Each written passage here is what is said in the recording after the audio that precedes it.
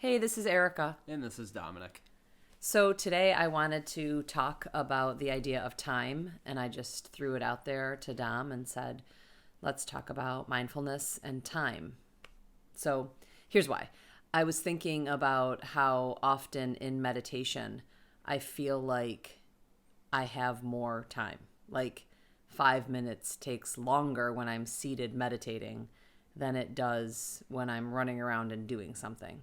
And I haven't really talked about this a lot, so I was actually interested in what your experience is, Dominic, with time when you're actually meditating. Yeah, when all the work that I do for my job, my 9 to 5, is very stationary, but a lot of the time it pulls me in so many different directions that I feel like I never have enough time, which is funny because my body literally isn't moving from one spot. Not that I'm like sitting in a desk all day, every day, but it's, I think of excuses or ways to not have enough time. I feel like that's a pretty common thing for me to do. But when I started meditating, I realized how much time there actually was in a day instead of just making excuses about it or trying to find ways around it. But yeah, when I sat down and you really experience something like 5 minutes for 5 minutes, just in breath, like over that amount of seconds, time got way more dilated and way more crazy to me. It was kind of a neat exploration. Yeah, I when I work with athletes, and they get anxious near the ending of, I don't know if it's an ending of a quarter, whatever. Like in basketball, what would that be? Look how terrible I am at this. Like the end of a, just as you're bad. just as bad. Like a period, yeah. Yeah, see, you knew better than I did. But they watch the clock and feel like, oh, there's not enough time to do this. And Right. so sometimes we'll just sit in silence for, let's say if they're looking at the clock and there's 2 minutes left. They make And them just- like realize how long 2 minutes is. Yeah, to get, like you said, to get like Yeah. the tangible experience of that. And the other piece is that when I work with people who are just starting a meditation practice, what I always hear is, I don't have enough time to practice. Mm-hmm. And you threw out the word excuse, and I do think that is a piece of it, because when I dive deeper into it, it's more of like, okay, what's important? It's not so much that, in my experience in talking to people, it's not so much that they actually feel like they don't have enough time. It comes down to often not wanting to take the time for themselves. Yeah. So it's more of like I feel guilty if I take this time for me. I'm not saying that that's always the case, but in terms of meditation and time, that's usually what comes up. Yeah, I guess I could see. I'm trying to think of one of the. I had that excuse. I'll use that word again. When I started meditating, I would always think that I didn't have the time, because it just seems like it. It seems longer when you're sitting. I don't know. It's weird. Like 5 minutes really is not a long time, but when you're just sitting silently, it feels like eons. Depending on, well, to me sometimes depending on the day that I'm having or when I decide to meditate. But yeah, once you kind of do that, like, or for me at least, when I realized, I was like, oh, like anytime I said I don't have time to do this, or like that's too much, I realized that I was full of it. And like, yeah, I don't know, you always have time to make what's important happen. Yeah. And I think that many times, because I was trying to think like why is time so different in I'll call it real life, like when I'm not meditating. I try to mesh those worlds, like mesh my formal and informal practice, but why does it feel that way, so like frantic? And I think it's, for me, what I've come to is that it's the thoughts, that I might be engaged in something, doing something at work, and then the thoughts come in about doing other things, which makes me feel like I have to be doing more. And so it's like piling on things, and my nervous system must go into overload. Like, I can't do all of that right now. I can do one thing, but I can't do this one thing and think about that. And, oh, did I do that? And is our brain, I think, if our brain's always going and working, our mind, I guess, if it's always ruminating and doing that, it must feel like and inform our nervous system that there's not enough time. I can't come to grips with it any other way. So when you're paying attention to the time, I guess, are you moving quicker or are moving slower, or Like when I'm not meditating? Right.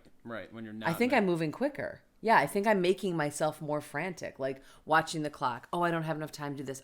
And telling myself a story that's not true. I'm amping myself up for being anxious. Okay. I think. Because I was going to ask a follow-up question to that. Was the decision-making that you were doing, even though it was quicker, more or less clear? Because there are definitely some times when I feel like I'm having a more mindful day, and I feel like my decision making may be slower because I'm really taking so much into account. But it's weird. The decision making feels slower, but it seems more clear, like it's more obvious what I should do when I'm thinking more outside of just myself, I guess, which is what feels more mindful to me when I'm not just completely self-interested and just moving in autopilot. So I don't know, the decision making slower, but more like, oh, that makes sense. Whereas when I'm not thinking and just kind of making moves, like, yeah, they're happening quicker, but it might not be in my best interest or what I'm actually trying to get accomplished. Maybe because I just don't think I have the time, so I just figure I'd throw on the blinders and do whatever's got to get done. Yeah. But I don't know. No, I agree. I think that my clarity is far less when I keep saying there's not enough time. I'm much more emotionally reactive when I'm saying there's not enough time. And so if I think about people that I've worked with in that, so they're with their family and, they're making dinner, they're doing this, they're checking in on homework, all sorts of things. And they're just emotionally reactive oftentimes with it because it's like they're overwhelmed immediately. Instead of pausing and doing one thing, give that the attention. I think that extends time because meditation really is, right, the act often of sitting and giving your attention to one thing. And when you give attention to that one thing, and you said this too, it's not just an internal focus, it's an external focus too. You're watching all of that. It just makes a deeper connection. And for me, it's like time slows down in that space. And I think that that's the connection of the formal practice and the informal. When I say formal and informal, when you take your seat and you sit and you notice your breath or sound or body, that's formal. The informal is like you and I having dinner. And really that's all that we're doing is having dinner. Eating, I'm paying attention to you, I'm noticing the sounds here, I'm paying attention to how I'm feeling. I think you can't help but slow down when you do that. So maybe I'm understanding a little bit more about the concept of it and how, I guess like how harmful it is to continually say, I don't have enough time. Yeah, it's an easily accessible excuse. I'll use that word. Again, it's not, to diminish anybody that uses that because I'm guilty of using it. But at the same time, it's just, yeah, like, is that true? Like, is that really true? Do you not have the time? Are you literally busy from the second you wake up to the second you go to bed that, like, you can't have time for what it is, or do you just not want to do something? Right. The slowing down thing, though, that is pretty cool. It's like a weird, like, superpower almost because I feel that way, too, sometimes, like, just being able to when I can tune into my breath and really like slow down as opposed to having that frantic mind that I practiced all too well for the past 25 years, like undoing all of that. It's it feels different because just the clarity, the focus, being able to make well-informed decisions based on what I'm feeling in my body.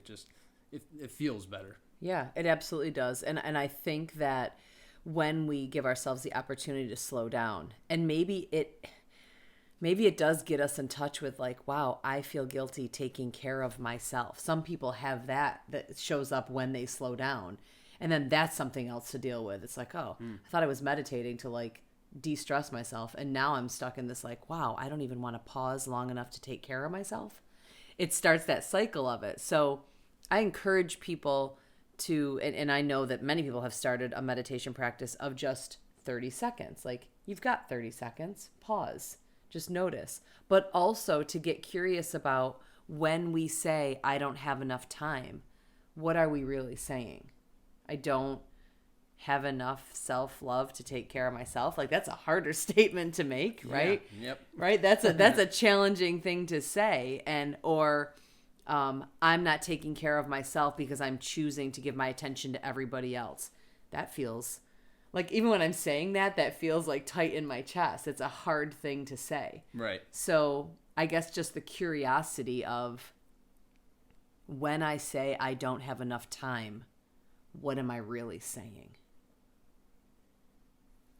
Interesting. Very interesting. I definitely had to build my way up because I just, I was, I would do the 30 seconds in my car. First, I realized that it was something that I needed to do for myself because there was that resistance that was showing up to it that I just couldn't sit there. And I thought it was, I don't have the time. I don't need to be doing this.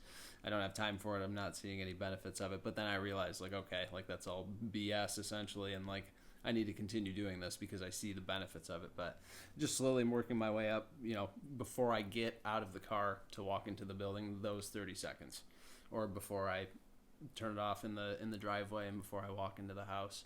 So let me ask you, and you don't have to answer this, maybe you don't know the answer. When you used to say, I don't have enough time, what was that? What was the truth of that? The truth of saying that I don't have enough Yeah, time. like, I just didn't want to do it because I didn't want to sit there alone with myself for 10 seconds or 10 minutes. I didn't want to do it. Yeah. Yeah. So when I think, if I used to say, like, I don't have enough time, what is it? And I would think, yeah, I don't want to hang out with all the emotions that might come up. Right. Yeah. For me, and you and I happen to be similar in that, but I'm wondering if other people say that. I don't want to. What does that actually mean? Like, I don't have enough time equals something else.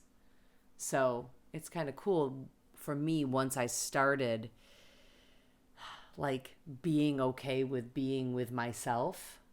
I was more willing to meditate for longer periods of time because I was more courageous about hanging out with me. Yeah, and I can agree to that. Like I was saying with the build up, now 5 or 10 minute sit, which still isn't really even that long, but it doesn't sound as bad as it used to when I could barely break 30 seconds. It just, it gets stronger over time, like you did with the neuroplasticity meditation. Just what you practice becomes stronger, and if you just keep avoiding, then that's what's going to get stronger.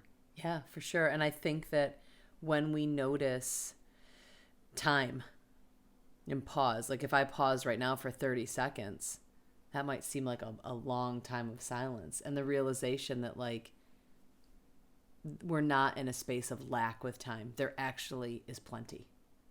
And that's the other piece. If we live in lack languaging, I don't have enough of this, I don't have enough of that, then I think that the nervous system is constantly in a state of panic. Like, oh, I don't have enough time to get away from this. Like, right, the old, like, primitive brain, like, kicks in, is like, oh, I gotta rush, I gotta do this, I need to gather more food. Like, that very old school comes back into our way of living, comes back into our system, as opposed to, like, I have enough.